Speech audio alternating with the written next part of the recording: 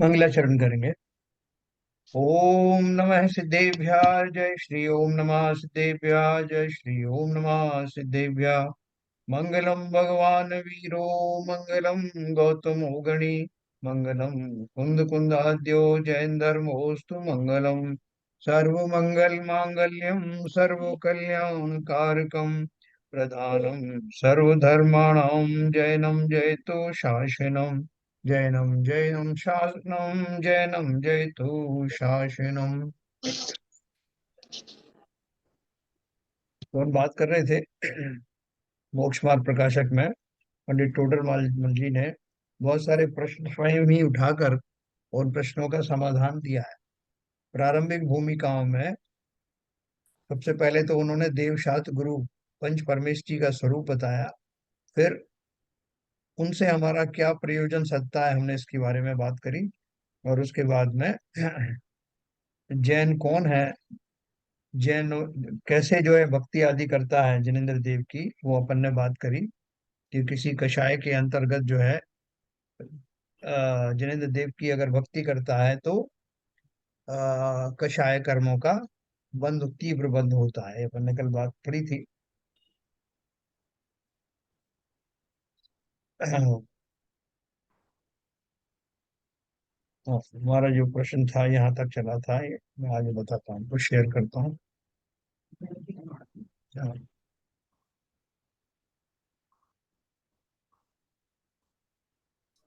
फिर अपन ने यहाँ तक पढ़ा था, इस प्रकार जिन धर्म में ऐसा तीव्र कषाई कोई नहीं होता।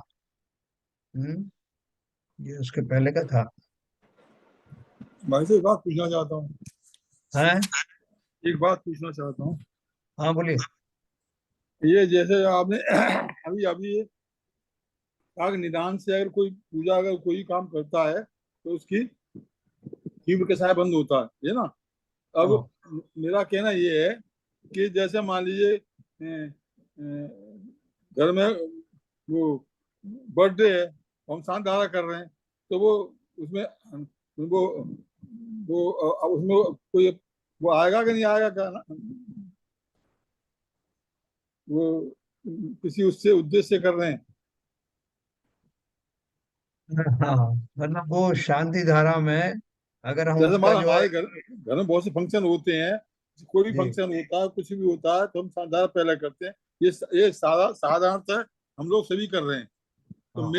मेरी जिज्ञासा ये है कि हम लोग जो ये शानदारा करते हैं, या जो भी इसको इसको उद्देश्य को लेकर के जो भी कार्य भगवान के सामने करते हैं, तो ये हाँ। भी एक निदान है। तो ये निदान है कि नहीं, पहली बात तो ये है। पहली बात तो हाँ। क्वेश्चन ये होता है निदान है कि नहीं, और अगर हाँ। निदान है तो या करना उचित है कि नहीं। जैन साहब, हाँ। मैं बोल सकता हूँ तो इस पर कुछ 2 मिनट।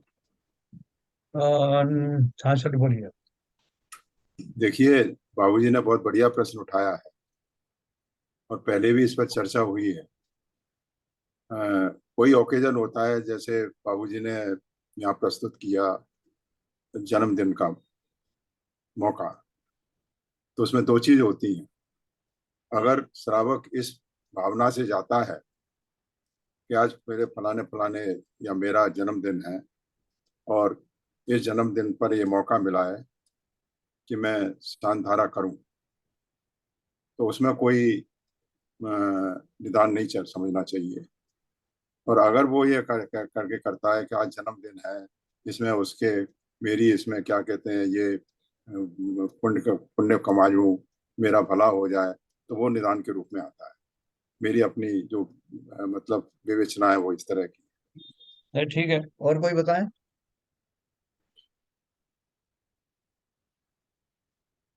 आरपी जैन साहब हैं उधर?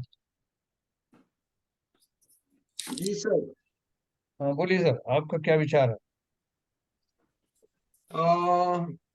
इन ए सेंस मैं थोड़ा सा एग्री तो करता हूँ, लेकिन हम क्या है अभी किस दशा में है आप जी देखिए हमारी स्थिति, हम तो साधु का श्रावक भी नहीं है ढंग के।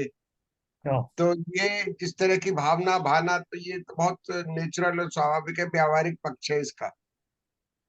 शायद हम अगर किसी तरह से अपना पूरा संयम धारण करें, किसी तरह का वो करें, तो उसमें ये चीजें बाधा बन सकती हैं। लेकिन अगर कोई निभा सकता है तो बहुत अच्छी चीज है। आज भी ये जैसा मैं तो जब भी जाता हूँ या सांतारा करता हूँ तो मैं इससे बिल्कुल ही इसी भावना से जाता हूँ। मैंने कभी निदान के रूप में सांतारा नहीं करता हूँ। ठीक है, देखो नहीं ये आप घटना प्रश्न विशेष बहुत नहीं करते, जनरल की बात कह रहा हूँ मैं। जनरल बात हो रही है, और ये प्रश्न बहुत अच्छा व्यापक है, मैं इसकी समीक्षा और करूंगा। शैलन जी हैं उधर? हाँ जी। हाँ बोलिए।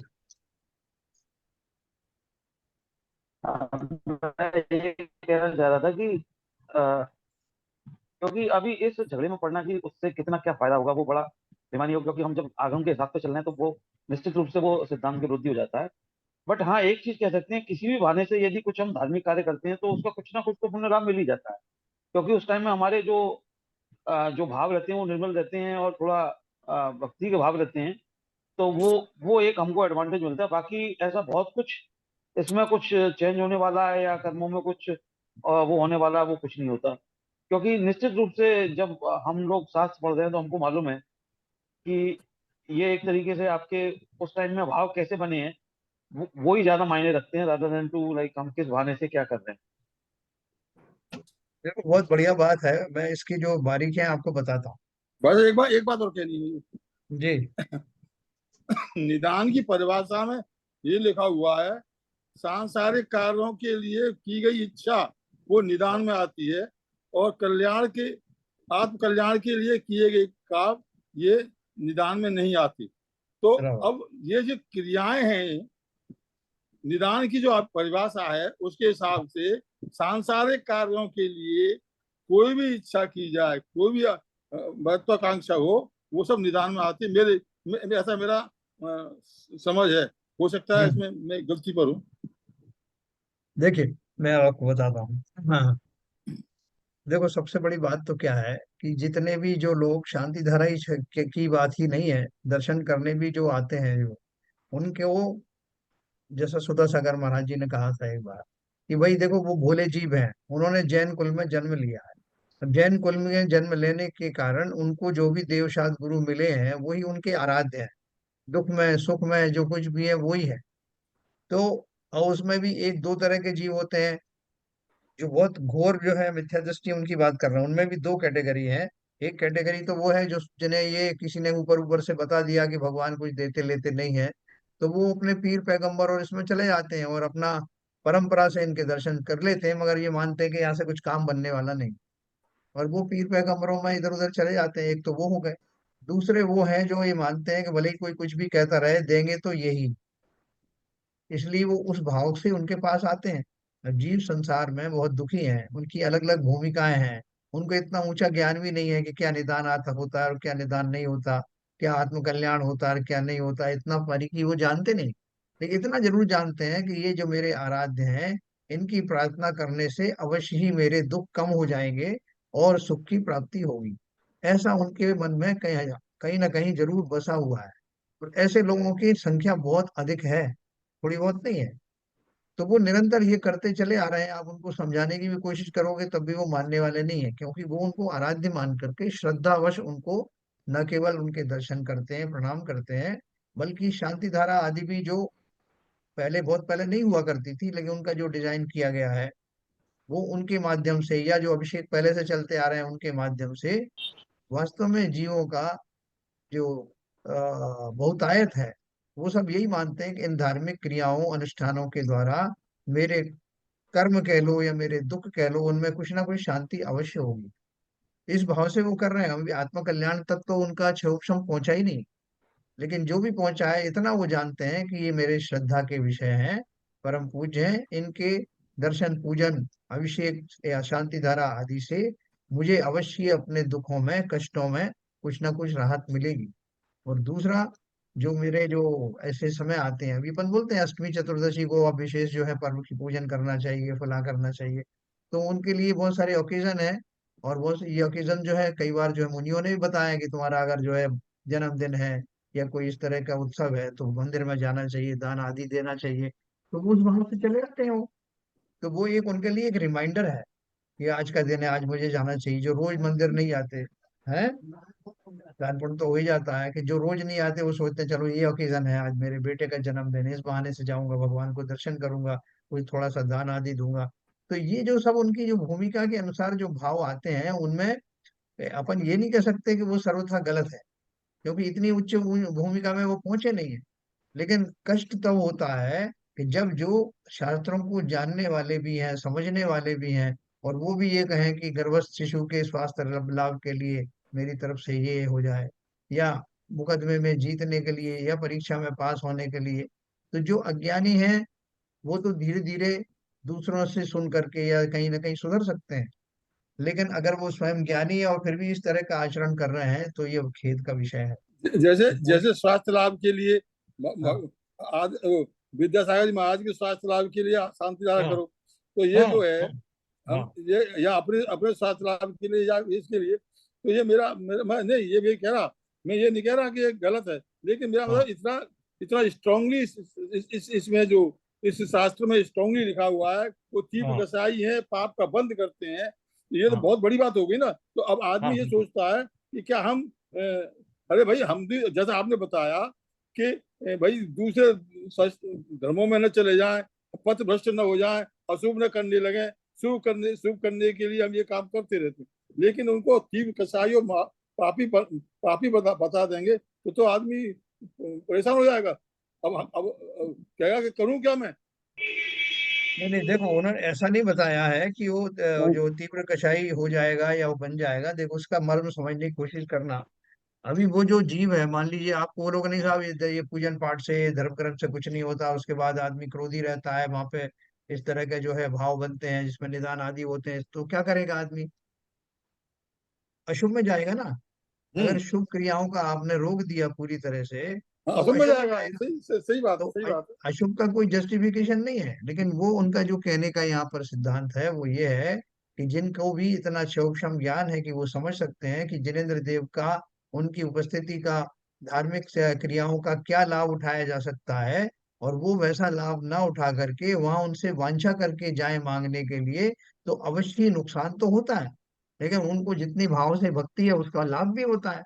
अब सवाल ये है कि आप उसको तोलें कि किस में ज्यादा नुकसान है, किस में कम है।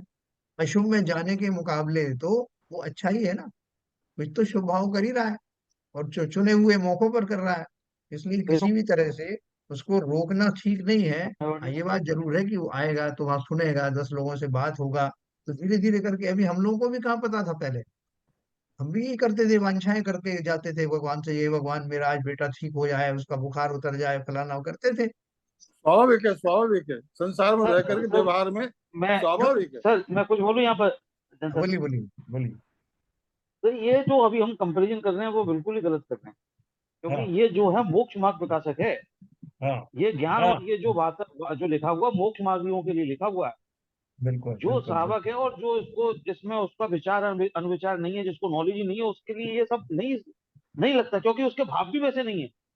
लेकिन हमारे जब भाव हैं, जब हम मोक्ष मार्ग के जब जा रहे हो फिर भी हम वांछा कर रहे हैं, तो बहुत पाप के भागी बनते हैं। हाँ बिल्कुल बिल्कुल ठीक है, बिल्कुल। ठीक है, सही से आपने सही कहा साहब जी, बिल्कुल सही कहा। मैं भी इसे ही मानता हूँ कि हम हम्म मोक्ष मार्ग, सही बात है, सही आप कह रहे हैं। जैसा हम्म। फिर भी अंत में हाँ अगर दोनों को मिक्स पोजीशन रखी जाए, हाँ जो मिथ्या दृष्टि है और जो सन्मुख मिथ्या दृष्टि है, या जो इसका ज्ञान रखते हैं, तो हर जगह वही अलारा का प्रिंसिपल ही अप्लाई होगा। बिल्कुल बिल्कुल। देखो अपन को तो चलो फिर भी मालूम है, और मालूम होने के बाद भी हमारे उपक्रम क्या होते हैं, अगर हम टटोल के देखें अपना दिल, तो अपन भी जब कोई संकट आता है तो संकट आके पंच परमेष्टि का ध्यान करने लगते हैं कि बिल्कुल नहीं? बिल्कुल सही कह रहे हैं आप, स्वाभाविक। हम भी हमको अलग थोड़ी हैं संसार से। है ना? तो वो अलग अलग भूमिकाओं में उस तरह के भय, उस तरह की प्रलोभ आते ही आते हैं। तो वो चूंकि मोक्ष, जैसे इन्होंने कहा शलन जी ने, ये मोक्ष मार्ग प्रकाशक की बात है। जो जीव मोक्ष जाने के इच्छुक हैं उन जीवों को बता रहे हैं कि भक्ति भी करो तो कैसी करो। ठीक है, तो वो ठीक है। सुधारने के लिए किया गया, ऐसा है। ना, लेकिन सर ऐसा है, श्रावक के लिए कोई अलग से पैमाना तो नहीं हो सकता, जितना बंद मोक्ष मार्गी को होगा उतना ही मुझे भी होगा। हाँ वो तो होगा, वो बात आपकी सही है, लेकिन आप उसको क्या करोगे? आप उससे ये तो कहोगे नहीं कि भैया तुम ये सब छोड़ो करो और अपने घर जाके बैठो, अपने पिक्चर देखो, अपने और काम करो, इसमें कुछ नहीं धरा है, यहाँ तो आपको कषाय का बंद हो जाएगा, तो वहां नहीं हो रहा क्या? सही बात है, सही बात, वही मैं कह सही रहा कह हूँ ना। रहे हैं। हाँ भाई सर, कुछ से तो कुछ होता है ना। कानून सबके लिए एक है सर। है बोले कानून तो सबके लिए एक है नेचर का, लेकिन हाँ नहीं। जिसको मालूम है, जिसको ज्ञान है, वो अपना थोड़ा बहुत बचाव कर सकता है। देखो कानून के हिसाब ही से तो अपन बोले कि अब जो जो जो हिंसक जीव उत्पन्न हुए हैं, जो हिंसक वो उनको लिए भोजन की और कोई व्यवस्था है ही नहीं, वो तो मांसाहार पर जीवित है। तो कोई कहे कि साहब उनको क्या दोष है, उनको क्यों उसका फल भुगतना पड़ेगा। अब जो शेर है वो तो शेर का उसका आहार ही वो है, दूसरे जीवों को मार के खाता है, इसका स्वभाव है, उसको क्यों किसी तरह का बंद होना चाहिए। तो बंद रुक जाएंगे क्या। नहीं, नहीं रुकेंगे। तो संसार की जो भी व्यवस्था है, उन व्यवस्थाओं में जो जीव जिस भूमिका में जब जब है, उन भूमिकाओं में उनके वैसे भाव आते ही आते हैं। वो भूमिका सुधारने के लिए अभी जैसे हम और आप हैं, हमें कभी कोई ऐसा जो है किसी का जो है उपदेश आदि मिला, या हमारा ऐसा संयोग बना कि हमारा ज्ञान का क्षोभम हुआ, तो हमने शास्त्र आदि पढ़ना शुरू किए। उससे पहले क्या था, अपन भी ये करते थे, जय जयनाथ परम गुरु हो, ताती लोचई नरम गुण हो। इससे आगे क्या। हम तो ये भी नहीं जानते थे।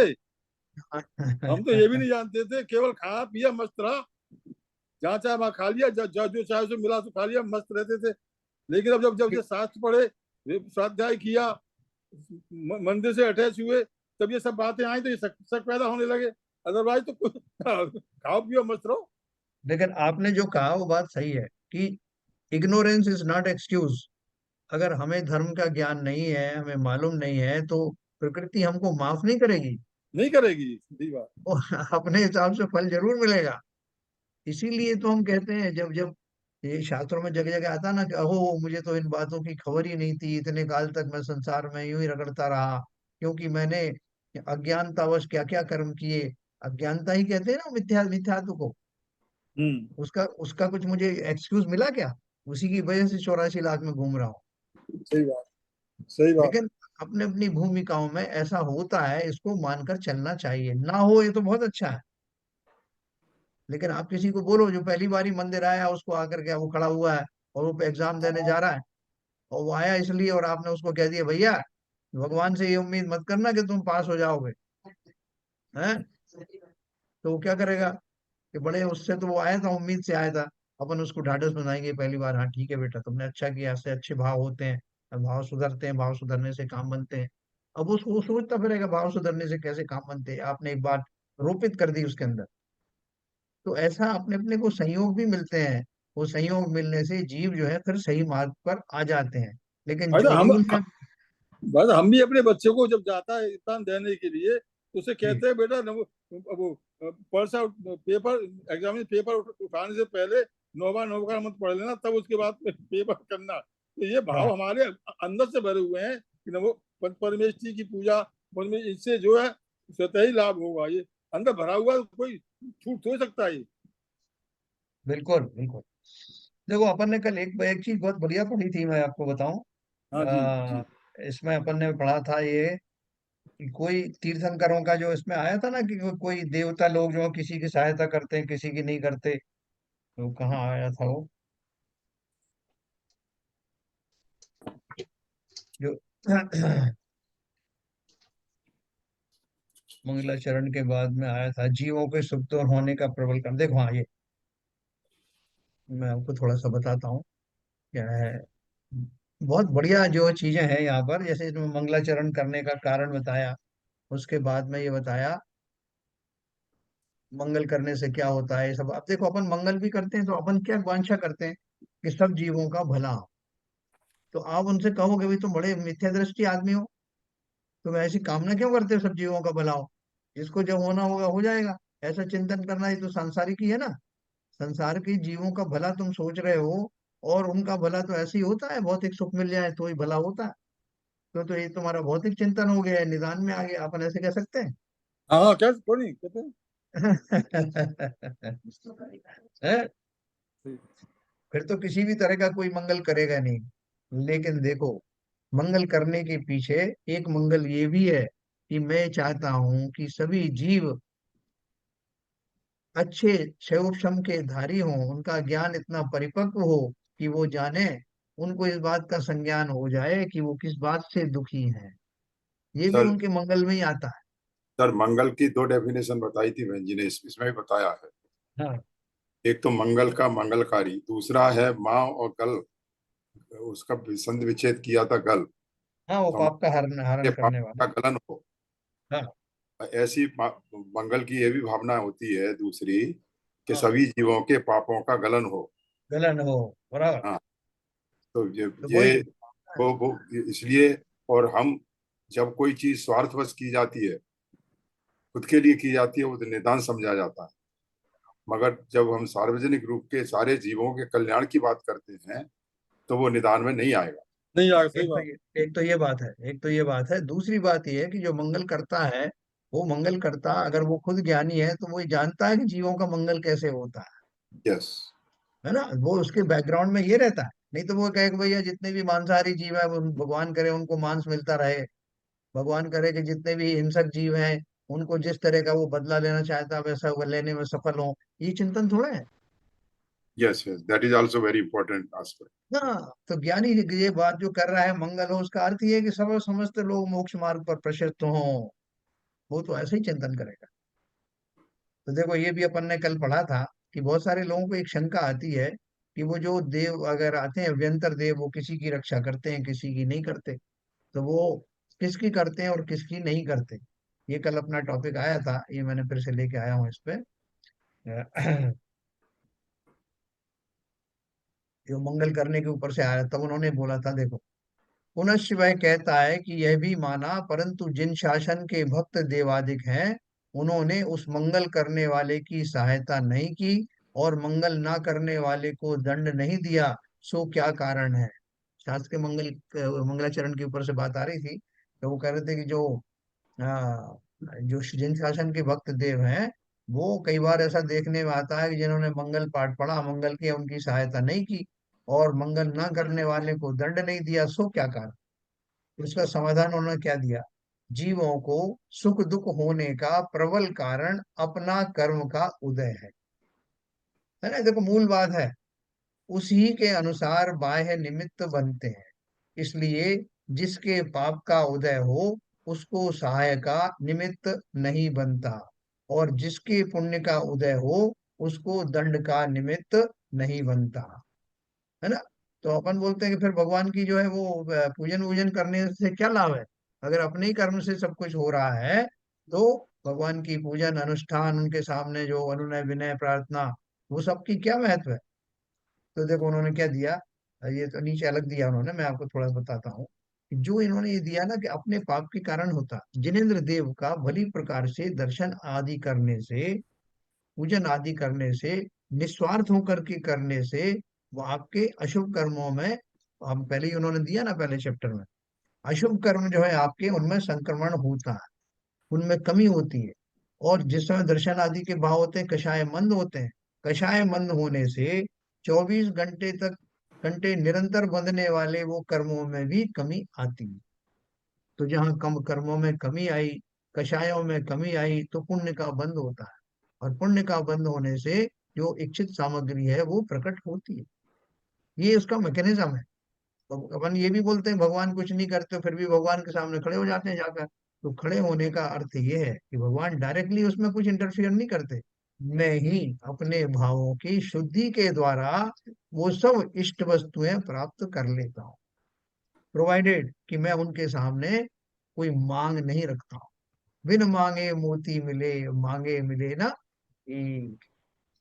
तो देखो, एक तो ये उन्होंने बात कही। दूसरा उन्होंने ये कहा कि अभी जैसे आदिनाथ भगवान को 6 महीने तक आहार नहीं मिला, 6 महीने उन्होंने अपने मर्जी से उपवास किया और 6 महीने उनको मिला नहीं।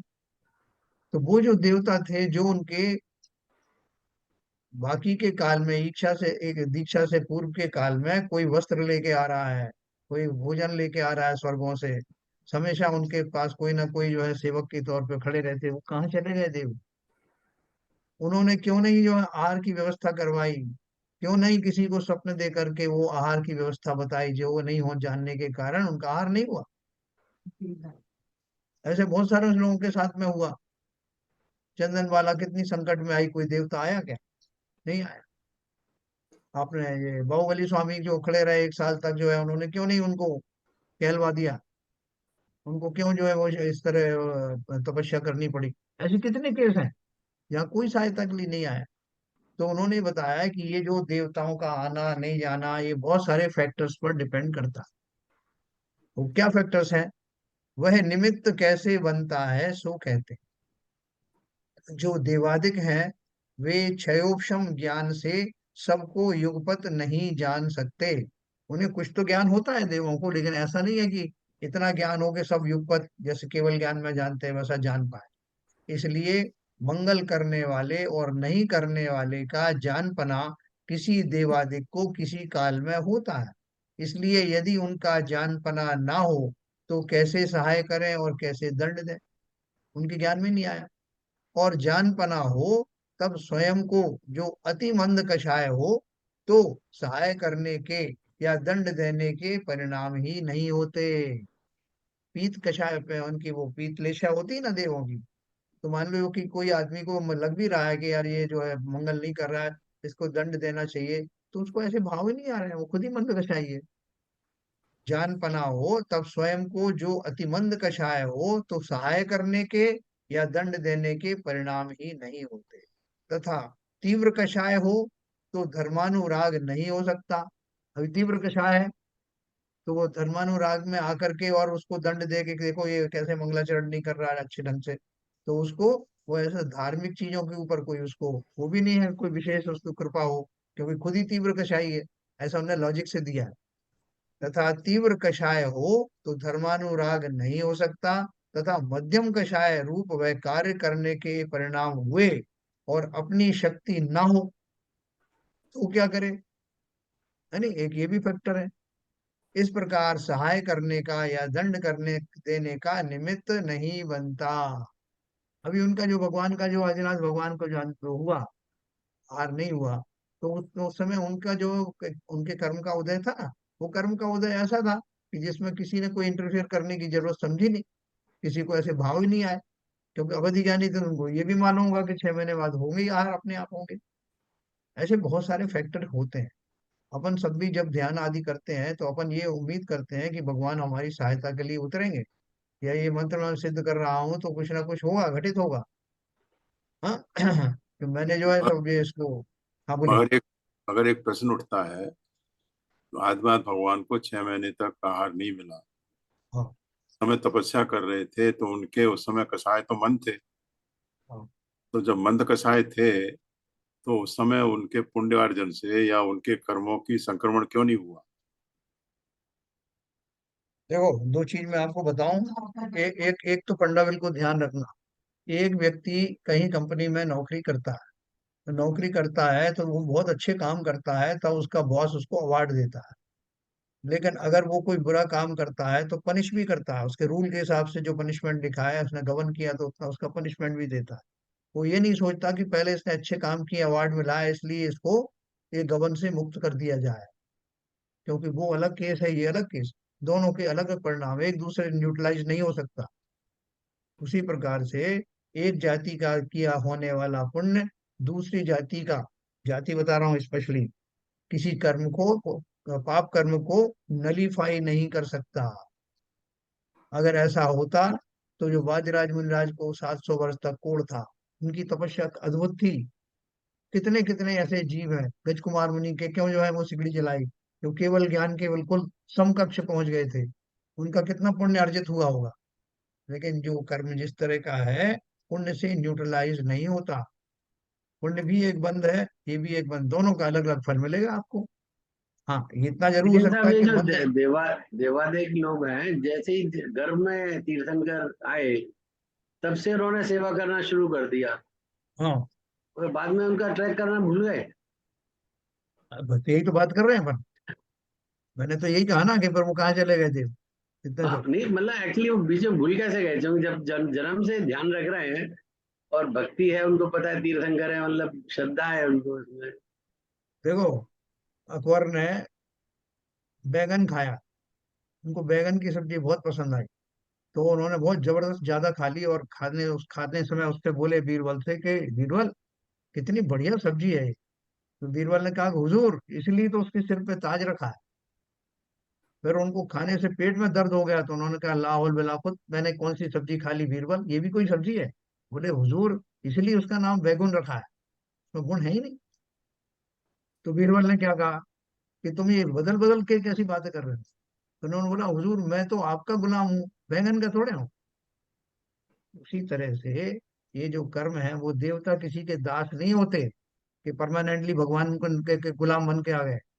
वो तो कर्मों का जैसा शोषम होता है उस समय उनकी जैसी बुद्धि होती है उस हिसाब से कार्य करते हैं। उसका न्यूट्रल वैसा होता नहीं कि हमेशा उनके साथ ही बने रहेंगे, वो कुछ भी करेंगे तब भी वो साथ देंगे, अपने उनके कर्म के उदय के अनुसार। उनके अब जैसे इंद्र का सिंहासन कांपता है साहब, जब वो अभिषेक होता है उसको अपने आप सिग्नल पहुंच जाता है, कुछ नहीं बाकी है। उनके उनके कर्म का ही वो है सिद्धांत के हिसाब से। बाकी देवादिक देव तो निमित्त बन गए, अगर उनको जैसा मिलना हाँ है वो हो गया, वो निमित्त बन यही के तो उस चीज को पूरा किया। यही तो बात कर रहे हैं अपन, यही यही सब बात कर रहे हैं कि वो सब उनका निमित्त कब बनता है, जब मेरे उस प्रकार। अब किसी किसी अपन पढ़ते हैं जो संकट हरण मोचन में अपन स्तुति पढ़ते हैं, तो आपको सोमा सती ने याद किया तो आपने यूं सहायता करी, द्रौपदी का चीर बढ़ाया, सीता पद पद कमल ये सब बोलते हैं ना। तो सबके उसमें क्यों नहीं आते? तो और लोगों को भी तो संकट है ना, आप सीता जी के ही पास क्यों चले गए, उनके ऊपर ही कृपा क्यों की? और जब सीता जी को जंगल में भेजा तब क्यों नहीं आ गए थे? ऐसे बहुत सारी घटना है।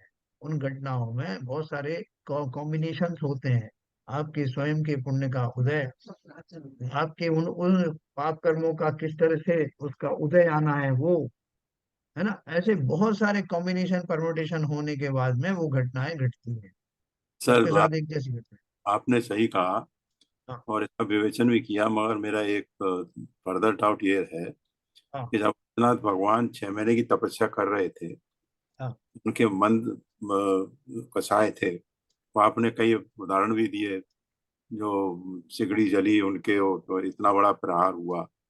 तो मैं ये कह रहा हूँ कि उस समय मंद कसाय के समय जो पाप कर्मों का संक्रमण हुआ, तो कौन से पाप कर्मों का संक्रमण हो रहा होगा उस समय? देखो अब ये तो केवल ज्ञान गम्य विषय है, बहुत सूक्ष्म विषय है, ये अपन जानते नहीं कि किसका हुआ और कौन सी प्रकृति का। हाँ अगर अपन जो है उसकी प्रकृतियों की बात करें कि कौन से गुण स्थान में कौन सी कर्म की प्रकृतियों का बंद होना बंद हो जाता है, कौन सी का उदय बंद हो जाता है, कौन सी सत्ता से चली जाती है, तो मैं आपको बता सकता हूँ। लेकिन उनका कहाँ क्या हो रहा था कि उसको तो सीधा केवल ज्ञान ही बता सकते हैं। अच्छा अच्छा। नहीं मतलब उस हाँ। समय कुछ कुछ तो संक्रमण हो रहा होगा उनके पूरा पाप कर्म। लेकिन देखो एक बात मैं आपको बताऊं कि जो प्रकृतियां हैं वो प्रकृतियां कन्वर्ट भी होती हैं, सजाती, हाँ, जैसे पाप प्रकृतियां कन्वर्ट होकर के पुण्य प्रकृति भी बदलती है। आपने लेकिन बताया। हाँ लेकिन उसमें किस लेवल के भाव होंगे, कैसे भाव होंगे, ये पूरा सिद्धांत जो है आप अपने को सबको मालूम नहीं। अपन तो ये जानते हैं कि हाँ, ऐसे संक्रमण होते हैं और कई बार होते भी हैं कि किसी को कांटा लग गया तो उसने पूछा कि मैं मंदिर के सामने आया साहब मेरे को इतना बड़ा कांटा लग गया, इतना मुझे दंड क्यों? तो मालूम पड़ा कि वो तो आज का योग ये था कि तुम्हारा पैर कटने वाला था, तो वो तुम्हारे भक्ति भाव के कारण से वो कांटे में सीमित होकर रह गया। नहीं तो ऐसी भी वो उदाहरण इसको आपको मेरे। वही एनोमल यहाँ ला सकते हैं कि हो हाँ सकता है का पाप कर्म का उदय ऐसा हो कि उनको 1 साल बाद आहार मिलने वाला हो, वो 6 महीने में ही मिल गया। और क्या है कि दो नहीं, दो तरह के कर्म होते हैं, एक वो निदत्ति और निकासित धर्म वो होते हैं, कर्म होते हैं जो हाँ। कि वो कन्वर्ट नहीं होते, अच्छा उनमें संक्रमण आदि नहीं होता। यस, अच्छा अच्छा अच्छा। वो जीवों को भोगना ही पड़ता है। ओके, तो हो सकता है वो कैटेगरी रही हो। हाँ तो और वो जिनको हो रहा है वो इस तरह का, वो इस दशा में है कि उनके लिए वो कोई कष्टकारी है भी नहीं। वो भी तो सही मतलब बात। भाई साहब मंद कसाई के संक्रमण होता है क्या कर्मों का? है। मंद कसाई जीव के क्या हाँ कर्मों में संक्रमण हो जाता है क्या? या नहीं होता या है, होता विशुद्ध ही है। या शुद्ध उपयोग में होता है? नहीं नहीं, अभी मैंने आपको बताया ना, ये दोनों चीज बताई कि मंद कषाय के कारण से, ऊपर भी टोडरमल जी ने बताया कि जब हम्म। जीव मंद कषाई होता है तो उनके कर्मों में संक्रमण होता है, अच्छा उनकी अच्छा। स्थिति आदि कर्मों की स्थिति भी घटती है, स्थिति घटती है, अनुभाग भी कम होता है, तो वो सब भी होता है। लेकिन बहुत सारे कॉम्बिनेशन परमुटेशन है, अपन डायरेक्टली 2+2=4 ऐसा नहीं कह सकते। ठीक ठीक। बहुत ऐसा कॉम्प्लेक्स चीज है। कॉम्प्लेक्स है। एक्चुअली स्पेक्ट्रम बहुत संक्रमण लार्ज है सर। एक हाँ कारण ये एक कार्य होता है, उसके हजारों तरह के कारण बनते हैं उस कार्य में। और फिर अपने को ये क्वेश्चन उठते हैं साहब देखो उसका तो हो गया साहब चेंज, मेरा तो हाँ, हुआ ही नहीं। मेरा नहीं हुआ। आपने वह बताया था 5 समाज जब मिलते हैं, 5 समाज मिलते हाँ हैं तब कार्य होता है, तो 5 बराबर। समाज मिल ही नहीं पा रहे हैं। क्षेत्र नहीं क्षेत्र नहीं, काल समय द्रव्य मिलेगा भाव बाबूजी, समय भव्यता। मिलेगा, आपके अलग अलग मिले। हाँ तो ये 5 वो समाज कार्य मिलेंगे तब काम होगा।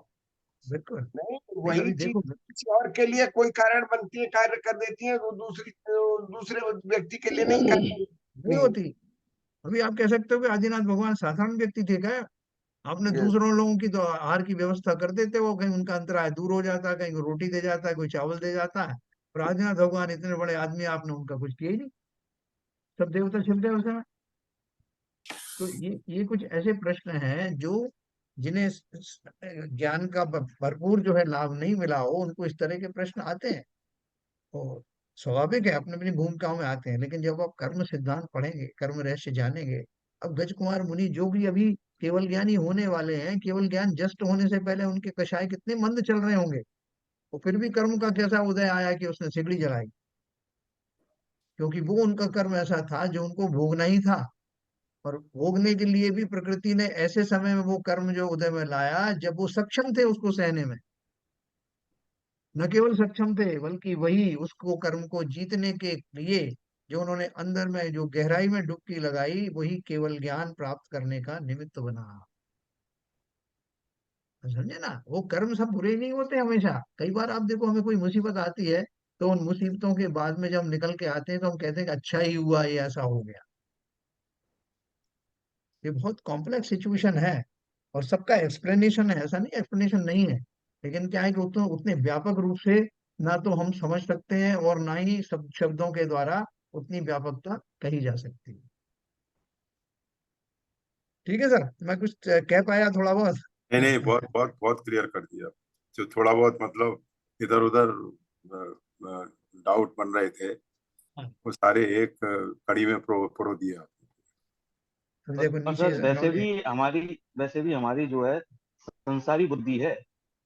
हम भगवान के 6 महीने का आहार नहीं हुआ, उसको हम पाप कर्म का उदय मान रहे हैं। पता नहीं क्या था वो उस टाइम में, उस 6 महीने के काल में क्या क्या चल रहा था, क्या क्या संक्रमण हो रहा था, क्या क्या हो रहा हो, किसको मालूम। ये केवल गम्य है। कुछ कर्म ऐसे होते हैं वो उदय में आकर ही जाते हैं। और वो सबसे बड़ी बात तो ये कि ऐसी अवस्था में आते हैं जब वो व्यक्ति उस लायक है कि उनको ऐसे 10 कर्म भी आ जाए तो उनको कुछ फर्क नहीं पड़ता।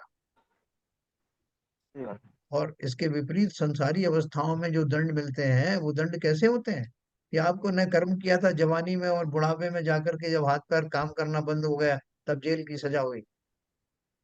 ऐसे कितने केस हैं? तो उन जीवों को सोचो, जब वो कुछ भी करने में समर्थ नहीं है, तब उनके साथ ये घटना घटित होती है। अभी वो अतीक अहमद, क्या नाम था उसका, अरे उसने अपने। नारायण नारायण दत्त तिवारी का देख लो। हाँ, नरेंद्र तिवारी। तो उसे कैसे कैसे जो पाप किए, और जब समय आया तो समय ऐसे टाइम में आया जब वो बूढ़े हो गए, नारायण दत्त तिवारी। तो बड़ी विचित्रताएं हैं कर्मों की।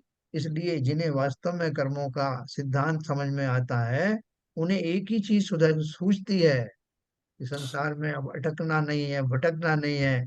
जो फिलॉसफी है, जो दर्शन है, उसके हिसाब से सब काम होता है, और विरक्त हो जाते हैं संसार से।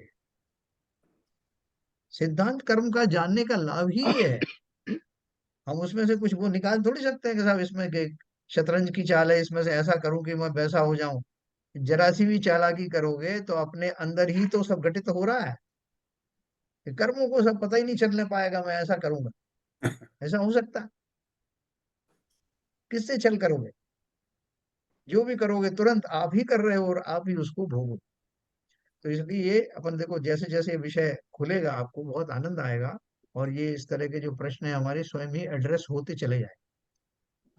तो बहुत अच्छा है कि हमें ये इस तरह के प्रश्न आ रहे हैं, और फलस्वरूप देखते देखते आपकी सब जिज्ञासाएं शांत होने वाली।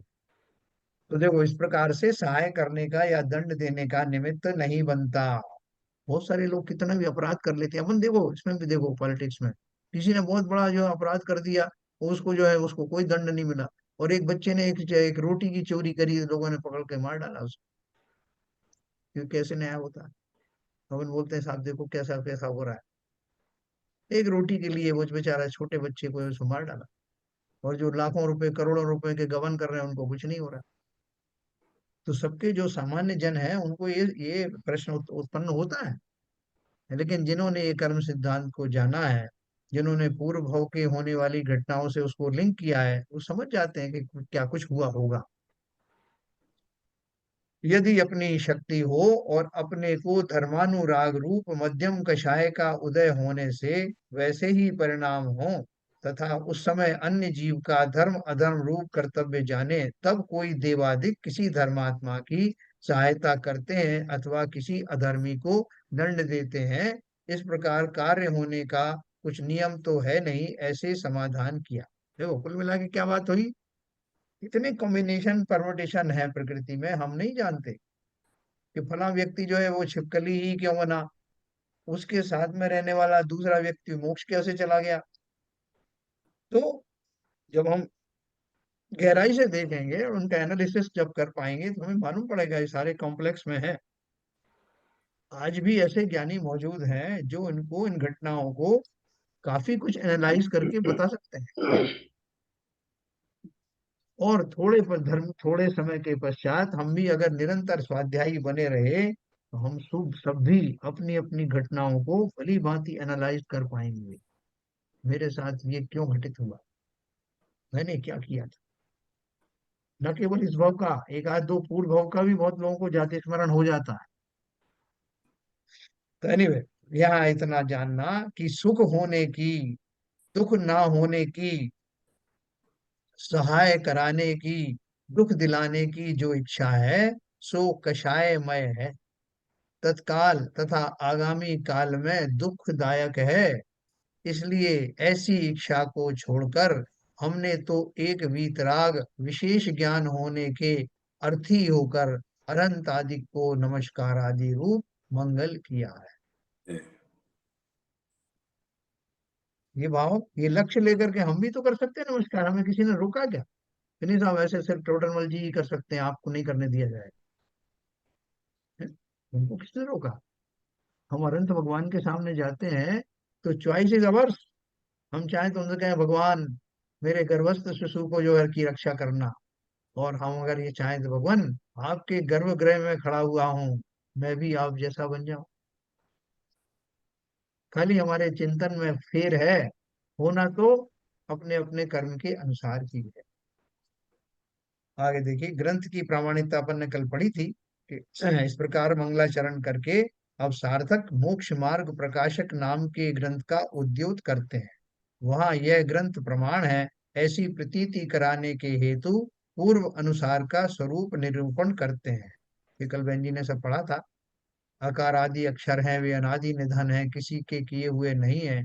इनका आकार लिखना तो अपनी इच्छा के अनुसार अनेक प्रकार है, परंतु जो अक्षर बोलने में आते हैं वे तो सर्वत्र सर्वत्र सर्वदा ऐसे ही प्रवर्तते हैं, है ना।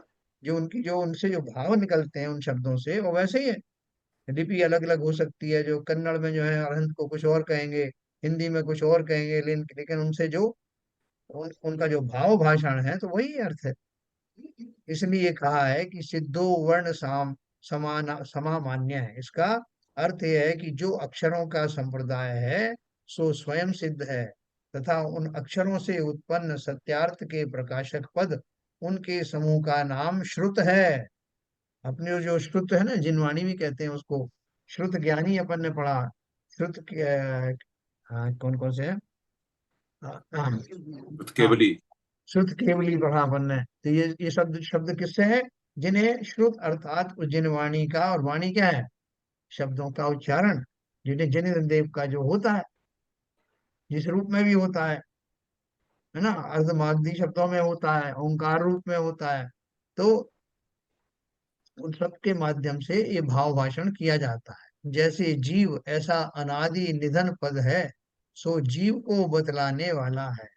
जीव किसी भी भाषा में जब जीव कहा जाएगा तो जीव का अर्थ क्या रहेगा, तुरंत प्रकार से आपका भाई साहब यहाँ बहुत सारे जीव घूम रहे हैं, तो अपन दिमाग में नहीं आएगा कि वो चैतन्यता होगी, उनमें ज्ञान होगा, उनमें चलने फिरने योग होंगे, उनमें कुछ ना कुछ इंद्रियां होंगी। ये सब अपने एकदम फ्लैश कर जाता है। और भाई साहब यहाँ एक भी जीव नहीं है, चारों तरफ बस पहाड़ है और ये है और वो है। तो अपन समझ जाते हैं जीव नहीं है, इसका अर्थ क्या है। तो मंगल ग्रह पर वो सब वैज्ञानिक पहुंचे, वहां कोई जीव की कल्पना हुई ही नहीं। क्यों नहीं हुई? क्योंकि वहां जीवों के लिए जो, उनके जीवन निर्वाह के लिए जो सामग्री है वहां नहीं पाई गई। तो एक शब्द से बहुत सारे अर्थ जीव अनुमान से जोड़ लेता है। इस प्रकार अपने अपने सत्य अर्थ के प्रकाशक अनेक पद, उनका जो समुदाय, सो श्रुत जानना। श्रुत का अर्थ ये है कि उनमें ऐसे पद हों जिनके अपने अपने अर्थ हों। पुनश्च जिस प्रकार मोती तो स्वयं सिद्ध है, उनमें से कोई थोड़े मोतियों को, कोई बहुत मोतियों को, कोई किसी प्रकार गूंथ कर गहना बनाते हैं, उसी प्रकार पद तो स्वयं सिद्ध हैं। उनमें से कोई थोड़े पदों को, कोई बहुत पदों को, कोई किसी प्रकार गूंथ कर ग्रंथ बनाते हैं। है ना? देखो शब्द तो वही है। उन्होंने साहब ज्ञानार्णव ग्रंथ में ऐसा लिखा था, परमार्थ प्रकाश ग्रंथ में फलाने मुनिराज ने ऐसा लिखा है। तो वो किससे बनाए? वो शब्द तो वही थे ना, वर्णावली तो वही थी। जो कवि है वो कवि तो उन्हीं शब्दों से बड़े सुंदर सुंदर पद्य बना देता है, कविताएं की रचना कर देता है। कोई गद्य में लिखता है, कोई पद्य में लिखता है, लेकिन शब्द तो उतने ही है, उन्हीं शब्दों से रचना की जाती है। इसलिए एक एक कवि ने क्या किया, उसने भगवान की भक्ति की। उसने भगवान की सीधा वर्णमाला लेके गया पूरी, और कहा कि भगवान, मुझ में इतनी शक्ति नहीं कि मैं इनसे कोई भी ग्रंथ या कविता का निर्माण कर सकूं, लेकिन मैं इतना जानता हूं कि जो भी निर्माण होगा इन्हीं पदों से, इन्हीं शब्दों से होने वाला। इसलिए मैं पूरी जो बाराखड़ी है या जो शब्दों की वो वर्णमाला है वो लेके आपके चरणों में अर्पित करता हूँ। आप अपने हिसाब से सूटेबली बना लेना। तो ऐसे ऐसे लोगों के भाव होते हैं। तो क्या बोल रहे हैं? यहाँ मैं भी उन सत्यार्थ पदों को मेरी बुद्धि के अनुसार गूंथ कर ग्रंथ बनाता हूँ। मेरी मति से कल्पित झूठे अर्थ के सूचक पद इसमें नहीं गूंथता हूँ, इसलिए ये ग्रंथ प्रमाण जानना। टोडरमल जी ने क्या किया है कि मैं बहुत सावधानी के साथ में, और जितना मेरा ज्ञान है, बिना किसी कषाय के, बिना किसी लोभ के, या बिना अपने अंदर में कोई अहंकार लिए हुए इन पदों की रचना कर रहा हूँ। तो इसमें मेरा कोई बड़प्पन करने का कोई भाव नहीं है, इसलिए ग्रंथ को प्रमाणिक मानना। फिर किसी ने प्रश्न उठाया कि उन पदों की परंपरा इस ग्रंथ पर्यंत किस प्रकार प्रवर्तमान है। जो आपने पदों का बताया कि अनादि निधन है वो पद, तो इसमें उनकी परंपरा इस ग्रंथ में कैसे आई? समाधान है, अनादि से तीर्थंकर केवली होते आए हैं, उनको सर्व का ज्ञान होता है, इसलिए उन पदों का तथा उनके अर्थों का भी ज्ञान होता है। अनादिकाल से चला आ रहा है। जहाँ हिंदी भाषा बोली जाती है वहाँ पानी का अर्थ पानी होता है, रोटी का अर्थ रोटी होता है। ये आज से थोड़ी, इस भाषा के द्वारा या किसी और भाषा के द्वारा उन्हीं शब्दों को इधर उधर करके, और वो उन अर्थों का ज्ञान सबको होता है। बच्चा पैदा होते ही जो है मुंह खोलता है, जो रोने वाला बच्चा है तो आंखों से उसके आंसू आते हैं। तो वो सारी चीजें पहले से ही प्रामाणिक है। पुनश्च उन तीर्थंकर केवलियों का दिव्य ध्वनि द्वारा ऐसा उपदेश होता है जिससे अन्य जीवों को पदों का एवं अर्थों का ज्ञान होता है। उसके अनुसार गणधर देव अंग प्रकीर्ण रूप ग्रंथ गूंथते हैं, तथा उनके अनुसार अन्य अन्य आचार्यादिक नाना प्रकार ग्रंथादिक की रचना करते हैं। उनका कोई अभ्यास करते हैं, कोई उनको कहते हैं, कोई सुनते हैं। इस प्रकार परंपरा मार्ग चला आता। तो संसार कब से है? उन्हें अनादिकाल से। संसार के बारे में बताने वाले कब से हैं? वो भी अनादिकाल से। तीर्थंकर आदि कब से हुए साहब? कुछ तो गैप पड़ा होगा ना। धरती बनने के कुछ दिन बाद जो है लोगों को सूझा होगा कि जो अनंत बना जाए। तो ऐसा कुछ भी नहीं। जैसे अनादि अनादि अनंत कहा जाए पृथ्वी को, सृष्टि को, ऐसे ही सृष्टि का हर पार्ट, यहाँ की जो अनंत आदि है वो भी अनादि काल से होते चले आए। और उसी परंपरा में कही जाने वाली जो वाणी है, वो जिन वाणी का भी आविर्भाव तभी से है। वो पद जो शाश्वत पद हैं, जिनके द्वारा सामान्य और विशेष ज्ञान होता है, वो सारे पद शाश्वत हैं, सनातन है। चले आ रहे हैं और हम सबको उसके द्वारा ज्ञान हो रहा है। इसलिए उन्होंने कहा, इस प्रकार परंपरा मार्ग चला आता है। अब इस भरत क्षेत्र में वर्तमान अवसर्पणी काल चल रहा है। उसमें 24 तीर्थंकर हुए, जिनमें श्री वर्धमान नामक अंतिम तीर्थंकर देव हुए। उन्होंने केवल ज्ञान विराजमान होकर जीवों को दिव्य ध्वनि द्वारा उपदेश दिया। उसको सुनने का निमित्त पाकर गौतम नामक गणधर ने अगम्य अर्थों को भी जानकर धर्मानुरागवश अंग प्रकीर्णों की रचना की। जो हमारे जो द्वादशांग वाणी है ना, उसमें जो आचार अंग और ये सब दूसरे दृष्टिवाद अंग है, वो सारे उसमें अपन ने एक बार पढ़ा भी था, कौन कौन से अंग में कितने कितने पद हैं और उसमें मैटर क्या है, विषय वस्तु क्या है। मैंने एक बार सब पढ़ा था विस्तार से, और आगे भी पढ़ेंगे। फिर वर्धमान स्वामी तो मुक्त हुए। वहां पीछे इस पंचम काल में 3 केवली हुए, गौतम, सुधर्माचार्य और जम्बू स्वामी। जम्बू स्वामी की कथा मैंने आपको सुनाई थी ना, वो चोर जो उनके यहाँ घुसा था, और तो जम्बू स्वामी अपनी पत्नियों को समझा रहे थे, तो समझाते समझाते सुबह हो गई थी। वो अपना पक्ष रख रही थी, अपना पक्ष रखते उधर वो एक चोर भी उनके यहाँ घुसा हुआ था, जिसको उसने पूरा इनका वार्तालाप सुन करके वो भूल गया कि मैं चोरी करने आया था। और जब सवेरे सबको कन्विंस कर लिया, तो वो सारी उनकी रानियां और जम्बू स्वामी सब चल दिए दीक्षा लेने। तो पीछे से आवाज आई कि आपने कितने लोग गिने हैं? बोले इतने इतने गिने हैं। बोले एक मैं भी हूँ। अरे तुम कैसे भाई, तुम कौन हो? बोले साहब मैं चोर हूँ। स्पष्ट, अब कोई भय नहीं, अपना जो है पूरा मंतव्य भी बता दिया। बोले मैं तो चोर हूँ, लेकिन मैंने आपके सिद्धांतों को चुरा लिया, अब मैं भी चल रहा हूँ आपके साथ। ऐसे वो जम्बू स्वामी थे, जिनको मथुरा में उनकी है ना, मथुरा 84। तत्पश्चात काल दोष से केवल ज्ञानी होने का तो अभाव हुआ, है ना, फिर केवल ज्ञानी नहीं हुए, परंतु कुछ काल तक द्वादशांग के पाठी श्रुत केवली रहे। श्रुत केवली कौन है? जिन्हें द्वादशांग वाणी का पूरा ज्ञान है।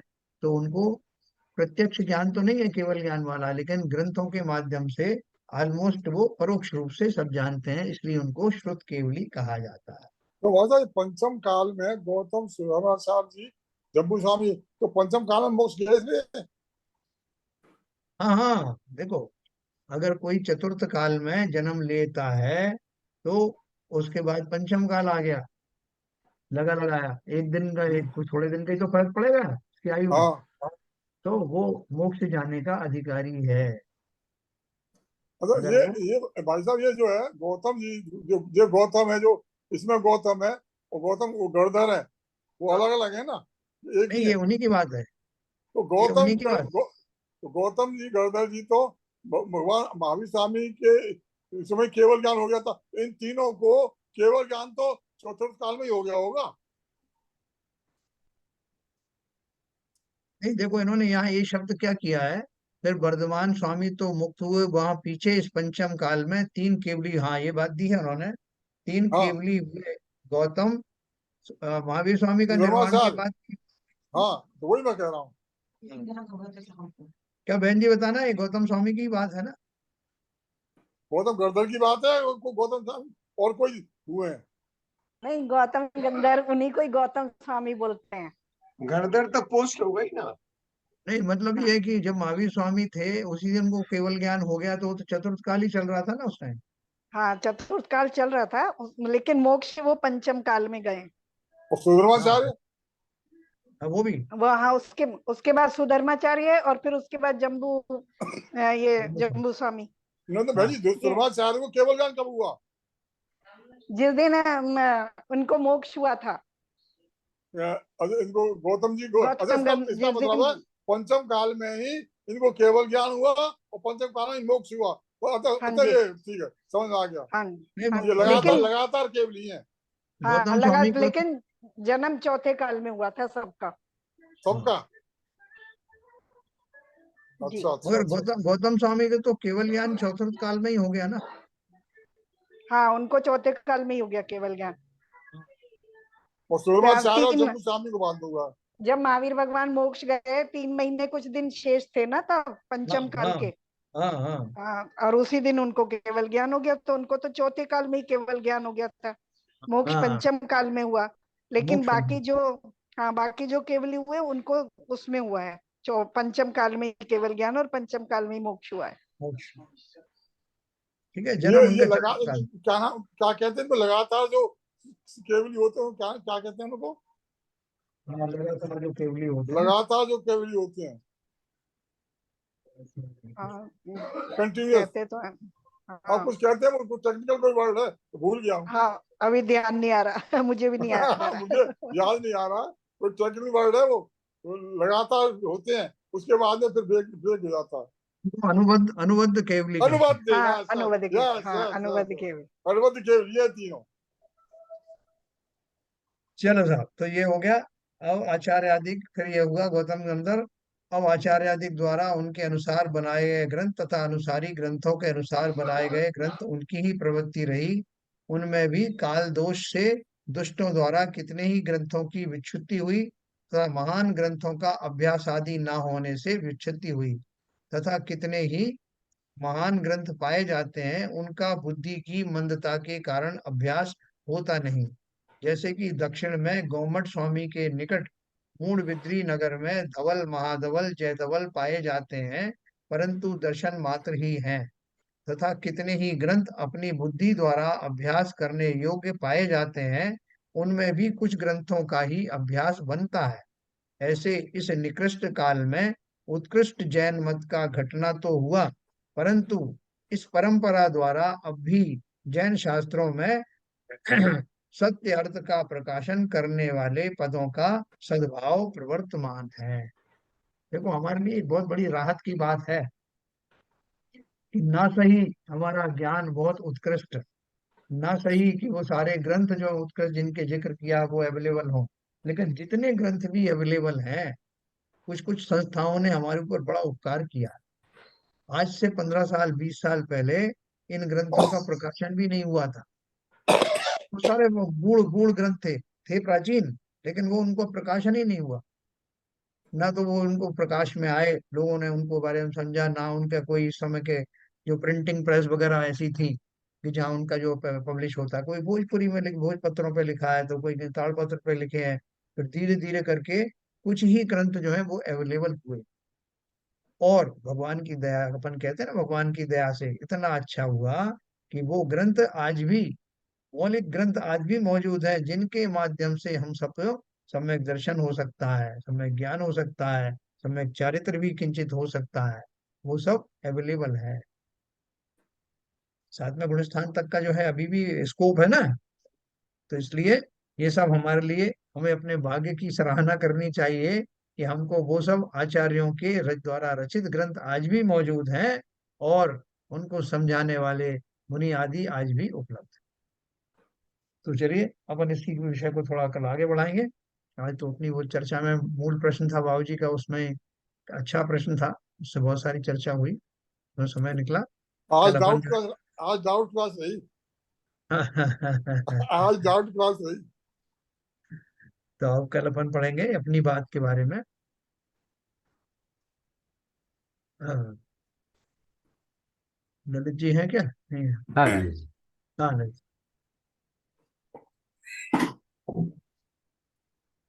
मिथ्यतम नाश वेको ज्ञान के प्रकाश वेको अपर भास वेको भानु सी बखानी है। छहो द्रव्य जान वेको बंध वेदी भान वेको स्वपर पिछान वेको परम प्रमाणी है। अनुभव बताए वेको जीव के जताए वेको काहू न सताए वेको भव्य और आनी है। जहाँ तहाँ तार वेको पार के उतार वेको सुख विस्तार वेको यही जिनवाणी है। हे जिनवाणी भारती तो है जबूदन रैन, जो तेरी शरणा गए सो पावे सुख चैन। जिनवाणी के ज्ञान से सूझ लोकालो, तो वाणी मस्तक धरो सदा देते हैं धो, सदा देते हैं धो। जिनवाणी माता की जय। नमो कर्म।